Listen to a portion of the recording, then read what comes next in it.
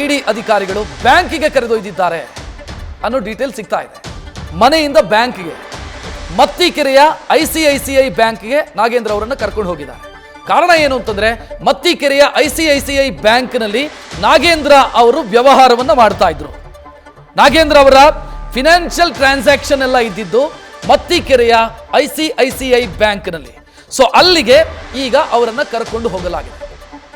ಇದಕ್ಕೂ ಮುನ್ನ ಬ್ಯಾಂಕಿಗೆ ಅಧಿಕಾರಿಗಳು ಕೂಡ ಹೋಗಿದ್ರು ಅನ್ನುವಂಥ ಡೀಟೇಲ್ ಇದೆ. ಸದ್ಯ ನಾಗೇಂದ್ರ ಅವರನ್ನ ಕೂಡ ಬ್ಯಾಂಕಿಗೆ ಕರೆದುಕೊಂಡು ಹೋಗಲಾಗಿದೆ ಅನ್ನುವಂಥ ಮಾಹಿತಿ ಲಭ್ಯ. ಅಂದರೆ ಆಗಲೇ ವಿಜುವಲ್ ನೋಡಿದ್ರಿ ನೀವು, ಕರ್ಕೊಂಡು ಹೋಗ್ತಾ ಇರೋದು ಇನೋವಾ ಕಾರ್ನಲ್ಲಿ. ಅದು ಎಲ್ಲಿಗೆ ಅಂತಂದ್ರೆ ICICI ಬ್ಯಾಂಕ್ಗೆ ನಾಗೇಂದ್ರ ಅವರನ್ನು ಕರ್ಕೊಂಡು ಹೋಗ್ತಾ ಇರೋದು ಇಡಿ ಅಧಿಕಾರಿಗಳು, ಜಾರಿ ನಿರ್ದೇಶನಾಲಯದ ಅಧಿಕಾರಿಗಳು ಅನ್ನುವಂಥ ಮಾಹಿತಿ ಈಗ ಲಭ್ಯ ಆಗ್ತಾ ಇದೆ. ಆ ಮೂಲಕ ಇಡೀ ಕೇಸ್ನಲ್ಲಿ ನಾಗೇಂದ್ರ ಅವರ ಪಾತ್ರ ಏನು ಎತ್ತ, ಅವರು ಸೂತ್ರಧಾರಿನ ಪಾತ್ರಧಾರಿನ ಏನು ಕತೆ, ಇದೆಲ್ಲದರ ಬಗ್ಗೆಯೂ ಕೂಡ ಒಂದಿಷ್ಟು ಅನುಮಾನಗಳಿತ್ತು. ಅನುಮಾನಗಳಿಗೆ ಈಗ ಇಡಿ ತನಿಖೆಯ ಸಂದರ್ಭದಲ್ಲಿ ಉತ್ತರ ಹುಡುಕುವಂತ ಪ್ರಯತ್ನಗಳಾಗ್ತಾ ಇದೆ. ನಾಗೇಂದ್ರ ಅವರ ಪಾತ್ರದ ಬಗ್ಗೆ ನಾನು ಆಗ್ಲೇ ಹೇಳ್ತಿದ್ದೆ, ನಾನು ಮತ್ತೆ ಹೇಳ್ತಾ ಇದ್ದೀನಿ. ಚಂದ್ರಶೇಖರನ್ ಇವರು ಬರೆದಿರುವಂಥ ಡೆತ್ ನೋಟ್ನಲ್ಲಿ ನಾಗೇಂದ್ರ ಅವರ ಕಚೇರಿಯ ಪಾತ್ರದ ಬಗ್ಗೆ ಉಲ್ಲೇಖಿಸಲಾಗಿದೆ. ಇನ್ನು ನಿನ್ನೆ ಒಂದು ಆಡಿಯೋ ಏನು ವೈರಲ್ ಆಗಿತ್ತು, ಇಬ್ಬರು, ಒಬ್ಬ MD ಮತ್ತೊಬ್ಬರು ಲೆಕ್ಕ ಪರಿಶೋಧಕ, ಇಬ್ಬರು ಮಾತನಾಡುವಂಥ ಆಡಿಯೋ ಒಂದು ಏನು ಲಭ್ಯ ಆಗಿತ್ತು. ಅದರಲ್ಲೂ ಉಲ್ಲೇಖ ಇದೆ. ಹೇಗೆ ಅಂತಂದ್ರೆ, ಪರ್ಯಾಯವಾಗಿ ಬ್ಯಾಂಕ್ ಅಕೌಂಟ್ ಮಾಡಿರುವಂಥ ವಿಚಾರ ಸಚಿವರಿಗೆ ಗೊತ್ತಿತ್ತಾ ಅನ್ನೋ ಪ್ರಶ್ನೆ ಬರುತ್ತೆ ಅಲ್ಲಿ. ಹೌದು, ಗೊತ್ತಿತ್ತು. ಶಾಂಗ್ರಿಲಾ ಹೋಟೆಲ್ ಅಲ್ಲಿ ಒಂದು ಮೀಟಿಂಗ್ ಆಯಿತು. ಆ ಮೀಟಿಂಗ್ ನಲ್ಲಿ ಸಚಿವರು ಇದ್ರು.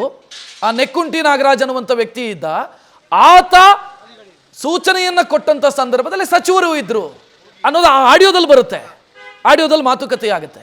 ಅಲ್ಲಿಗೆ ತನ್ನ ಇಲಾಖೆಯ ವ್ಯಾಪ್ತಿಗೆ ಬರುವಂತ ನಿಗಮದಲ್ಲಿ ಅಕ್ರಮ ಆಗಿದೆ, ದುಡ್ಡು ಯಾರ್ಯಾರಿಗೋ ಟ್ರಾನ್ಸ್ಫರ್ ಆಗಿದೆ, ದುಡ್ಡಿನ ದುರ್ಬಳಕೆ ಆಗಿದೆ, ಇದರ ಅರಿವು ಆಗಿನ ಸಚಿವರಾಗಿದ್ದಂತೆ ಈಗ ಮಾಜಿ ಸಚಿವ ನಾಗೇಂದ್ರ ಅವರಿಗೆ ಇತ್ತು ಅನ್ನೋದಕ್ಕೆ ಒಂದಿಷ್ಟು ದಾಖಲೆಗಳು, ಒಂದಿಷ್ಟು ಸಾಕ್ಷಿಗಳು ಈ ಹಂತದಲ್ಲಿ ಸಿಕ್ಕಿದಾವೆ. ಸೊ ಇದು ಇಡೀ ಕೇಸನ್ನು ನಾವು ಗಮನಿಸಿದ್ರೆ ನಾವೀಗ ನೋಡ್ತಾ ಇರೋದು ಟಿಪ್ ಆಫ್ ದ ಐಸ್ಬರ್ಗ್ ಅಷ್ಟೇ. ಅಂದ್ರೆ ಒಂದು ಮಂಜುಗಡ್ಡೆ ನೀರಲ್ಲಿ ಮುಳುಗಿದಂತ ಸಂದರ್ಭದಲ್ಲಿ ಮೇಲ್ಭಾಗ ಏನ್ ಕಾಣುತ್ತೆ ಅಷ್ಟು ಮಾತ್ರ ಹೊರಗೆ ಕಾಣಿಸಿರೋದು. ಆದ್ರೆ ಇಡೀ ಕೇಸಿನ ಆಳ ಅಗಲ ಬೇರೆ ರೀತಿಯಲ್ಲಿ ಇದ್ದಂಗೆ ಕಾಣಿಸ್ತಾ ಇದೆ.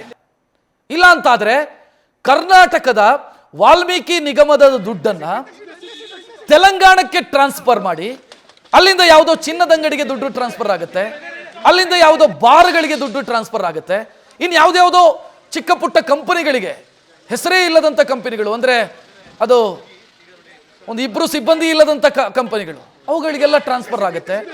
ನಿರ್ದೇಶಕರೇ ಇಲ್ಲದಂಥ ಕಂಪನಿಗಳಿಗೆ ದುಡ್ಡು ಟ್ರಾನ್ಸ್ಫರ್ ಆಗುತ್ತೆ. ಅಂದ್ರೆ ಏನರ್ಥ, ಏನು ಮೋಟಿವ್, ಏನು ಉದ್ದೇಶ ಆಗಿತ್ತು? ಈ ದುಡ್ಡನ್ನು ತೆಲಂಗಾಣಕ್ಕೆ ಟ್ರಾನ್ಸ್ಫರ್ ಮಾಡಿ, ಸರ್ಕಾರದ ದುಡ್ಡನ್ನು ರಾಜ್ಯದ ಪರಿಶಿಷ್ಟ ಪಂಗಡದ ಅಭಿವೃದ್ಧಿಗೆ ಬಳಕೆಯಾಗಬೇಕಾಗಿದ್ದಂಥ ದುಡ್ಡನ್ನು ತೆಲಂಗಾಣಕ್ಕೆ ಟ್ರಾನ್ಸ್ಫರ್ ಮಾಡಿ, ಅಲ್ಲಿ ಯಾರ್ಯಾರಿಗೋ ದುಡ್ಡು ಟ್ರಾನ್ಸ್ಫರ್, ಅಲ್ಲಿಂದ ಯಾರ್ಯಾರಿಗೋ ಟ್ರಾನ್ಸ್ಫರ್ ಆಗಿದೆ, ದುಡ್ಡನ್ನು ನುಂಗಿ ನೀರು ಕುಡ್ದಿದ್ದಾರೆ, ಹಣ ನುಂಗಿ ನೀರು ಕುಡ್ದಿದ್ದಾರೆ ಅಂತಂದ್ರೆ ಏನರ್ಥ? ಇದರಲ್ಲಿ ಬೇರೆ ಏನೋ ಇದ್ದಂಗಿದೆ. ಆ ಬೇರೆ ಏನೋ ಇದೆಯಲ್ಲ, ಅದನ್ನು ಹುಡುಕುವಂಥ ಪ್ರಯತ್ನ ಸದ್ಯ ಜಾರಿ ನಿರ್ದೇಶನಾಲಯ ಮಾಡ್ತಾ ಇದೆ.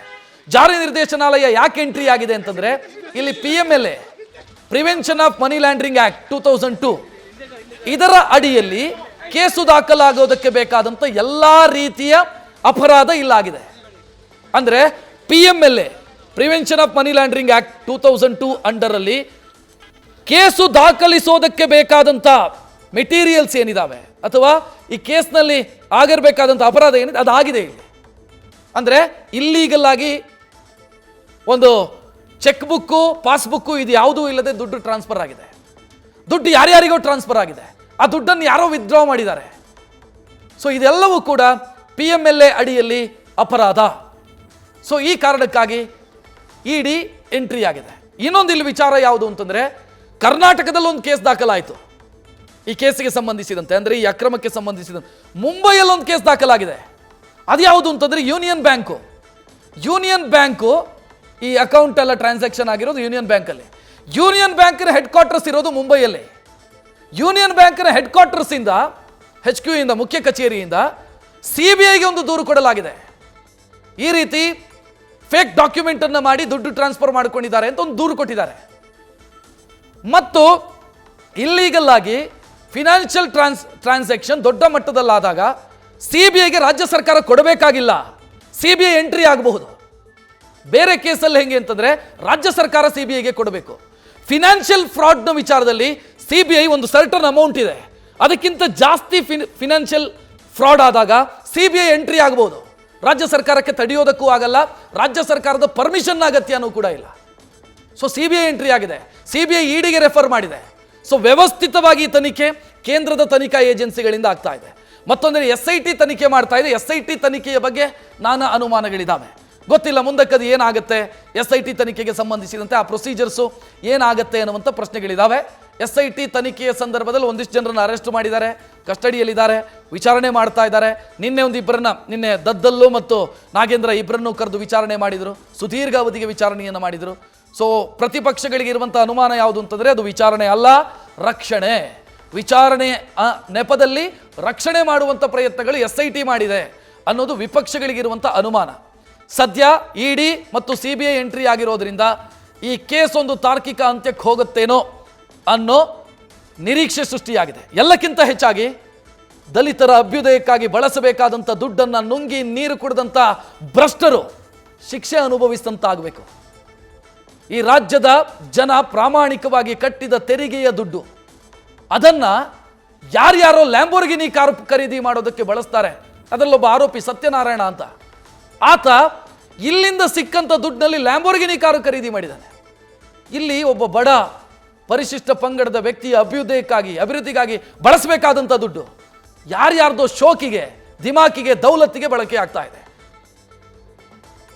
ಈ ಬಗ್ಗೆ ಹೆಚ್ಚಿನ ಡೀಟೇಲ್ ನೀಡೋದಕ್ಕೆ ನಮ್ಮ ಪ್ರತಿನಿಧಿ ವಿಷ್ಣು ಪ್ರಸಾದ್ ಫೋನ್ ಸಂಪರ್ಕದಲ್ಲಿ. ವಿಷ್ಣು ಪ್ರಸಾದ್, ಗಮನಿಸ್ತಾ ಇದ್ದೀವಿ ನಾಗೇಂದ್ರ ಅವರನ್ನು ಕರ್ಕೊಂಡು ಹೋಗ್ತಾ ಇರುವಂಥ ದೃಶ್ಯ, ಬಂಧನದ ಮುನ್ಸೂಚನೆನಾ ಇದು?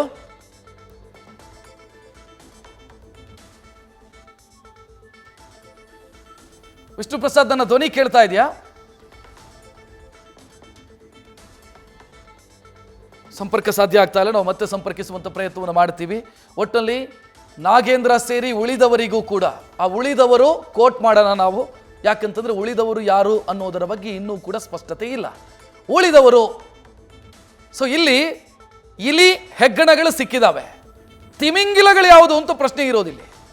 ಆ ತಿಮಿಂಗಿಲಗಳನ್ನು ಹುಡುಕುವಂಥ ಪ್ರಯತ್ನವನ್ನ ED ಮಾಡುತ್ತಾ, CBI ಕಡೆಯಿಂದ ಆಗತ್ತಾ ಅದು ಅನ್ನೋ ಪ್ರಶ್ನೆ. SIT ಮಾಡಿದ್ದು ಇಲಿ ಹೆಗ್ಗಣಗಳನ್ನು ಅರೆಸ್ಟ್ ಮಾಡುವಂಥ ಕೆಲಸ. ಇಲಿ ಹೆಗ್ಗಣಗಳನ್ನು ಅರೆಸ್ಟ್ ಮಾಡಲಾಗಿದೆ, ಅವುಗಳಿಗೆ ಹೊಡೆದು ಬಡಿದು ಪ್ರಶ್ನೆ ಕೇಳ್ತಾ ಇದ್ದಾರೆ, ಏನು ಏನು ಯಾರು ಏನು ಅಂತ. ಬಟ್ ಯಾರು ಇದರ ಮಾಸ್ಟರ್ ಮೈಂಡು ಅನ್ನುವಂಥ ಪ್ರಶ್ನೆಗೆ ಉತ್ತರ ಸಿಕ್ಕಿಲ್ಲ. ಹೆಚ್ಚಿನ ಡೀಟೇಲ್ ನೀಡೋದಕ್ಕೆ ನಮ್ಮ ಪ್ರತಿನಿಧಿ ವಿಷ್ಣು ಪ್ರಸಾದ್ ಫೋನ್ ಸಂಪರ್ಕದಲ್ಲಿ. ವಿಷ್ಣು ಪ್ರಸಾದ್, ಈಗ ಅವ್ರನ್ನ ಕರ್ಕೊಂಡು ಹೋಗ್ತಾ ಇರೋದನ್ನು ನೋಡ್ತಾ ಇದೀವಿ, ನಾಗೇಂದ್ರ ಅವರನ್ನ. ಏನು ಬಂಧನದ ಮುನ್ಸೂಚನೆ ರೀತಿಯಲ್ಲಿ ಕಾಣ್ತಿದ್ಯಾ? ರಕ್ಷತ್, ಈ ಒಂದು ಪ್ರಕರಣದಲ್ಲಿ ನೋಡೋದಾದ್ರೆ ED ಅಧಿಕಾರಿಗಳು ಪ್ರತಿ ಬಾರಿ ಇನ್ವೆಸ್ಟಿಗೇಷನ್ ನಡೆಸುವಂತ ಸಂದರ್ಭದಲ್ಲಿ ತಕ್ಷಣ ಅರೆಸ್ಟ್ ಮಾಡುವಂತ ಪ್ರೊಸೀಜರ್ ಬಹಳ ಕಡಿಮೆ ಇರುತ್ತೆ. ಯಾಕಂತಂದ್ರೆ ಪ್ರಕರಣದಲ್ಲಿ ನಾವು ಅಬ್ಸರ್ವ್ ಮಾಡ್ತಾ ಹೋಗ್ಬೋದು, ಇಂದಿನ ಅನೇಕ ಪ್ರಕರಣಗಳಲ್ಲಿ ED ಅಧಿಕಾರಿಗಳು ತರಾತುರಿಯಲ್ಲಿ ಯಾವತ್ತೂ ಕೂಡ ಅರೆಸ್ಟ್ ಮಾಡೋದಿಲ್ಲ. ಆದ್ರೆ ಇವತ್ತು ಯಾಕೆ ಬಂಧಿಸಬಹುದು ಅನ್ನೋ ಒಂದು ಅಂಶಕ್ಕೆ ಸಂಬಂಧಪಟ್ಟಂಗೆ ನಾವು ನೋಡೋದಾದ್ರೆ, ಇವತ್ತಿನ ವಿಚಾರಣೆ ಸಂದರ್ಭದಲ್ಲಿ ಒಂದು ಪ್ರಮುಖ ಅಂಶಗಳು ಬಹಿರಂಗ ಆಗಿರೋದೆ ಅಂತಂದ್ರೆ, ಈ ವಾಲ್ಮೀಕಿ ಅಭಿವೃದ್ಧಿ ನಿಗಮದಿಂದ ಹಣ ಏನ್ ಟ್ರಾನ್ಸ್ಫರ್ ಆಯ್ತು ಅಂದ್ರೆ, ಮೇನ್ ಬ್ಯಾಂಕ್ ಅಕೌಂಟ್ ಇಂದ MG ರೋಡ್ ಬ್ರಾಂಚ್ಗೆ ಅಮೌಂಟ್ ಏನ್ ಟ್ರಾನ್ಸ್ಫರ್ ಆಯ್ತು, ಅಲ್ಲಿಂದ ಹೈದರಾಬಾದ್ನ ಒಂದು ಖಾಸಗಿ ಬ್ಯಾಂಕಿಗೆ ರವಾನೆ ಆಗುತ್ತೆ. ಅದಾದ ಬಳಿಕ ಕ್ಯಾಶ್ ವಿಡ್ರಾ ಆದಂತಹ ಬಳಿಕ ಆ ಅಮೌಂಟ್ ನೇರವಾಗಿ ನಾಗೇಂದ್ರ ಅವರಿಗೆ ಬಂದು ತಲುಪಿದೆ ಅನ್ನೋ ಮಾಹಿತಿ ಕೂಡ ಲಭ್ಯ ಆಗ್ತಿರುವಂತದ್ದು. ಅಂದ್ರೆ ಆ ಟ್ರಾನ್ಸ್ಫರ್ ಆಗಿರುವಂತಹ ಹಣದಲ್ಲಿ ಒಂದಷ್ಟು ಪರ್ಸೆಂಟೇಜ್ ನಾಗೇಂದ್ರ ಅವರಿಗೆ ಬಂದು ವಾಪಸ್ ರೀಚ್ ಆಗಿರೋಕೆ ಸಂಬಂಧಪಟ್ಟಂತೆ ಎವಿಡೆನ್ಸ್ ಅನ್ನ ಕಲೆಕ್ಟ್ ಮಾಡುವಲ್ಲಿ ಇಲ್ಲಿ ED ಅಧಿಕಾರಿಗಳು ಯಶಸ್ವಿಯಾಗಿದ್ದಾರೆ ಅನ್ನೋ ಮಾಹಿತಿ ಲಭ್ಯ ಆಗ್ತಿರುವಂತದ್ದು. ಇದೇ ಆಧಾರದ ಮೇರೆಗೆ ಆ ಅಮೌಂಟ್ ಅಲ್ಲಿಂದ ವರ್ಗಾವಣೆ ಆಗಿದ್ದು ಅಂತಂದ್ರೆ, ಹೈದರಾಬಾದ್ ನಲ್ಲಿ ವಿಡ್ರಾ ಆದಂತಹ ಅಮೌಂಟ್ ಇಲ್ಲಿರುವಂತಹ ICICI ಬ್ಯಾಂಕ್ ಅಂದ್ರೆ ಮತ್ತಿಕೆರೆಯಲ್ಲಿರುವಂತಹ ಬ್ರಾಂಚ್ ನ ಅಕೌಂಟ್ಗೆ ಡೆಪಾಸಿಟ್ ಆಗಿರುವಂತಹ ಮಾಹಿತಿಯನ್ನ ಪಡೆದಿರುವಂತಹ ED ಅಧಿಕಾರಿಗಳು ಈ ಸಂಬಂಧಪಟ್ಟಂತೆ ವಿಚಾರಣೆ ಕೈಗೊಳ್ಳುವಂತ ಕೆಲಸವನ್ನು ಮಾಡಿದ್ರು. ಬೆಳಗಿನಿಂದ ವಿಚಾರಣೆ ನಡೆಸುವಂತಹ ಸಂದರ್ಭದಲ್ಲಿ ಅನೇಕ ಅಂಶಗಳಿಗೆ ಸಂಬಂಧಪಟ್ಟಂತೆ ಅಂದ್ರೆ, ಆ ಬ್ಯಾಂಕ್ ನಲ್ಲಿ ಅಕೌಂಟ್ ಹೋಲ್ಡರ್ ಯಾರಿರುವಂತದ್ದು, ಮತ್ತೆ ಅಮೌಂಟ್ ನ ಯಾರು ಡೆಪಾಸಿಟ್ ಮಾಡಿದ್ದು, ಈ ಎಲ್ಲ ವಿಚಾರಗಳಿಗೆ ಸಂಬಂಧಪಟ್ಟಂತೆ ಕೇವಲ ನಾಗೇಂದ್ರ ಅಲ್ಲ, ಅವರ ಆಪ್ತರನ್ನು ಕೂಡ ಈಗ ಕರೆತಂದು ವಿಚಾರಣೆ ನಡೆಸುವಂತಹ ಕೆಲಸಕ್ಕೆ ಮುಂದಾಗ್ತಿದ್ದಾರೆ. ಕಾರಣ ಏನಂತಂದ್ರೆ, ಬ್ಯಾಂಕಿನಿಂದ ಈಗಾಗಲೇ ಅನೇಕ ದಾಖಲೆಗಳನ್ನ ಮತ್ತೆ ಇದಕ್ಕೆ ಸಂಬಂಧಪಟ್ಟಂತಹ ಟ್ರಾನ್ಸಾಕ್ಷನ್ ಡೀಟೇಲ್ ನ ED ಅಧಿಕಾರಿಗಳು ಪಡೆದುಕೊಂಡಿದ್ದು, ಅದಕ್ಕೆ ಸ್ಪಷ್ಟನೆಯನ್ನ ಪಡೆಯುವಂತಹ ಕೆಲಸ ಆಗ್ತಿರುವಂತದ್ದು. ಈ ಒಂದು ಕಾರಣಕ್ಕೋಸ್ಕರ ಈ ಒಂದು ಪ್ರೊಸೀಜರ್ ನಡೀತಿರುವಂತದ್ದು. ಇನ್ನ ಬಂಧನ ಭೀತಿ ಯಾಕೆ ಸಾಧ್ಯತೆ ಇದೆ ಅಂತ ನೋಡೋದಾದ್ರೆ ಈ ಪ್ರಕರಣದಲ್ಲಿ ಈಗಾಗಲೇ SIT ಅಧಿಕಾರಿಗಳು ಬಹುತೇಕ ಇನ್ವೆಸ್ಟಿಗೇಷನ್ ಕಂಪ್ಲೀಟ್ ಮಾಡಿದ್ದಾರೆ. ಪ್ರಕರಣದ ಅನೇಕ ಆರೋಪಿಗಳನ್ನ ವಿಚಾರಣೆಗೆ ಒಳಪಡಿಸುವಂತಹ ಕೆಲಸವನ್ನು ಮಾಡಿದ್ದಾರೆ, ಸಾಕ್ಷ್ಯಾಧಾರಗಳನ್ನು ಕಲೆಕ್ಟ್ ಮಾಡಿದ್ದಾರೆ. ಅದರ ಜೊತೆಗೆ ಇಡಿ ಅಧಿಕಾರಿಗಳಿಗೂ ಕೂಡ ಸ್ವತಃ ಜೈಲಿನಲ್ಲಿದ್ದಂತಹ ಪದ್ಮನಾಭ ಅವರು ಮತ್ತೆ ಜೊತೆಗೆ ಪರಶುರಾಮ್ ಅವರೇನಿದೆ ಅವರನ್ನ ಕೋರ್ಟ್ ಪರ್ಮಿಷನ್ ಮೇರೆಗೆ ಇಡಿ ಅಧಿಕಾರಿಗಳು ಸ್ವತಃ ಜೈಲಿಗೆ ಹೋಗಿ ಅವರದ್ದು ಸ್ಟೇಟ್ಮೆಂಟ್ ರೆಕಾರ್ಡ್ ಮಾಡ್ಕೊಂಡು ಬರುವಂತಹ ಕೆಲಸವನ್ನು ಮಾಡಿದ್ದಾರೆ. ನಡೆದಿರುವಂತಹ ಸಂಪೂರ್ಣ ಘಟನೆಯನ್ನ ನಿನ್ನೆ ಒಂದು ಆಡಿಯೋ ಕೂಡ ವೈರಲ್ ಆಗಿತ್ತು. ಆ ಆಡಿಯೋ ಸಂಭಾಷಣೆ ಏನಿದೆ ಅದಕ್ಕೆ ಪೂರಕವಾಗಿ ಎಲ್ಲಾ ವಿಚಾರಗಳನ್ನು ಕೂಡ ಈಗಾಗಲೇ ಇಡಿ ಅಧಿಕಾರಿಗಳಿಗೆ ಆರೋಪಿಗಳು ಕೊಟ್ಟಿದ್ದಾರೆ. ಈ ಆಧಾರದ ಮೇರೆಗೆ ನಾಗೇಂದ್ರ ಅವರ ಪಾತ್ರ ಕನ್ಫರ್ಮ್ ಆಗಿರುವಂತಹ ಸಾಧ್ಯತೆ ಇದ್ದು ಇವತ್ತು ಬಂಧಿಸುವಂತ ಸಾಧ್ಯತೆ ಇದೆ ಅಂತ ಮಾಹಿತಿ ಲಭ್ಯ ಆಗ್ತಿರುವಂತದ್ದು. Yes, thank you Vishnu Prasad ಮಾಹಿತಿಗೆ.